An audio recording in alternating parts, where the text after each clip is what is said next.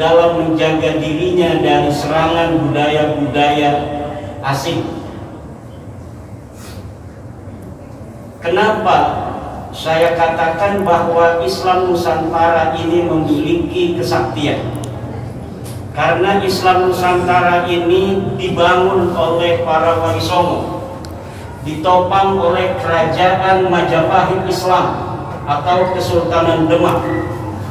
Tapi ketika Kesultanan Demak itu hancur, tradisi-tradisi Islam Nusantara tidak ikut hancur.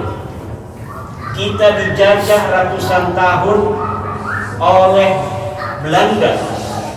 Tapi ketika Belanda pergi, tidak ada budaya-budaya Belanda diasimilasi dalam tradisi-tradisi keagamaan Islam Nusantara. Bahkan posisi ulama-ulama Nusantara hubungannya dengan Belanda adalah posisi oposisi diametral. Tidak ada ulama-ulama Nusantara yang mau bekerja sama dengan Belanda. Tidak ada ulama-ulama Nusantara yang muktabar yang mau jadi mufti Belanda. Makanya pangkat mufti Belanda diberikan pada imigran Muslim lainnya. Tidak ada budaya-budaya di dalam tradisi keagamaan Islam Nusantara yang ada kaitan dengan tradisi Belanda.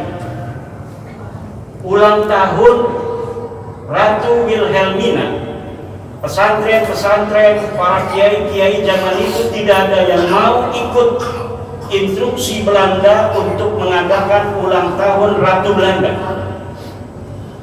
Tidak ada destinasi-destinasi ulama-ulama Nusantara, basic pesantren yang mengadakan ulang tahun Ratu Wilhelmina.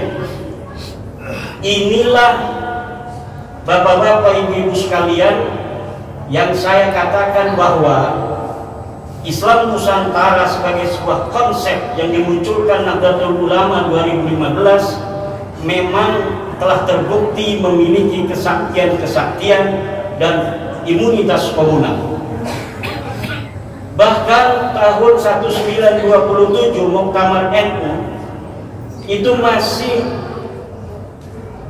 mengambil sebuah keputusan muktamar bahwa menggunakan dasi, celana panjang, jas itu hukumnya haram. Kenapa haram? Karena ini tasyabuh dengan Belanda. Ini adalah upaya perlawanan dari kalangan Nahdiyin ketika itu kepada hegemoni penjajahan Belanda. Tahun 40-an Kiai Wahid Hasyim mendobrak keputusan itu. Beliau menggunakan jas, menggunakan dasi, menggunakan celana panjang. Ansor-ansor kita pada ikut Kiai Wahid Hasyim. Akhirnya pada Kombes di Kudus Ansor itu Kiai Asnawi Kudus marah-marah di arena Kombes karena anak-anak NU yang dari Ansor pakai celana panjang. Setelah merdeka tahun 50-an, Kiai Saifuddin Juri bertemu dengan Kiai Asnawi Kudus. Dalam keadaan Kiai Saifuddin Juri menggunakan jas yang rapi, dasi dan celana panjang. Ketakutan Kiai Saifuddin Juri, jangan-jangan nanti saya dimarahin lagi kayak seperti Kombes Ansor tahun 38 itu. Ternyata kata Kiai Asnawi Kudus, dulu saya haramkan menggunakan dasi, jas dan celana panjang karena tasabuh bil kufar, tasabuh dengan Belanda.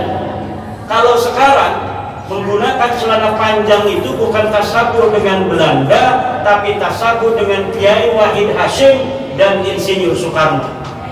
Akhirnya dihalalkan itu kama qala Syekh Asnawi Kudus.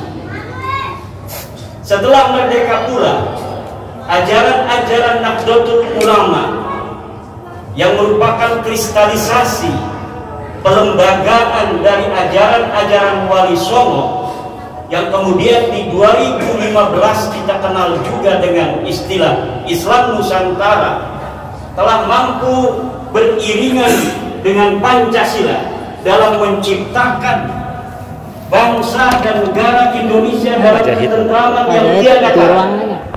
Memang ada beberapa masalah di sana, tetapi relatif semua itu bisa untuk ditangani oleh kebangsaan kita yang mayoritas muslimnya adalah Muslim Nahdlatul Ulama, Muslim Islam Nusantara, Muslim daripada ajaran-ajaran Wali Songo. Maka ketika kita hari ini ingin ikut serta dalam rangka menjaga ketertiban dunia, sudah saatnya Nahdlatul Ulama membawa konsep Islam Nusantara ini bukan hanya ke level nasional, tapi juga go internasional.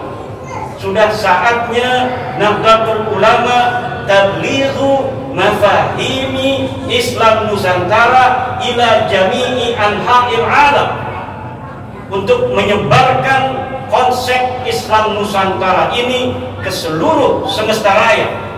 Kita ajak seluruh agama-agama di dunia agar mempunyai konsep yang sama dengan Nahdlatul Ulama, yaitu dasar tawassul, tawazun, dan i'tidal. Dan kita ajak seluruh konsep-konsep dasar negara di dunia ini untuk mengikuti konsep dasar Pancasila, di mana seluruh agama, seluruh etnis dan suku di dalamnya dilindungi oleh bangsa negara itu sendiri. Banyak orang atau kelompok komunitas yang ingin menyebarkan, membangun peradaban di dunia ini. Yahudi mempunyai konsep protokol Zionis.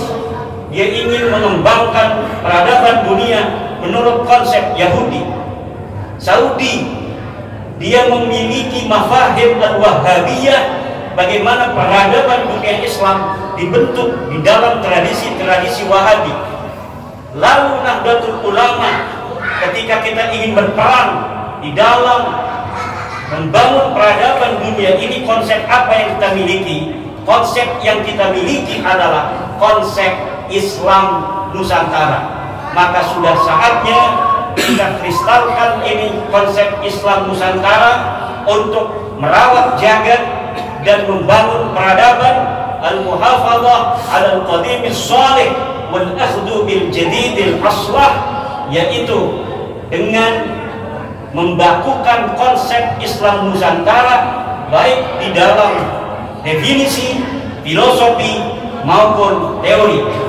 Kita berdoa mudah-mudahan Nahdlatul Ulama semakin memberikan manfaat di dalam peradaban dunia ini, dalam menciptakan keharmonisan dan perdamaian di tengah-tengah dunia. Demikian, wallahu muwaffiq ila aqwamit thoriq.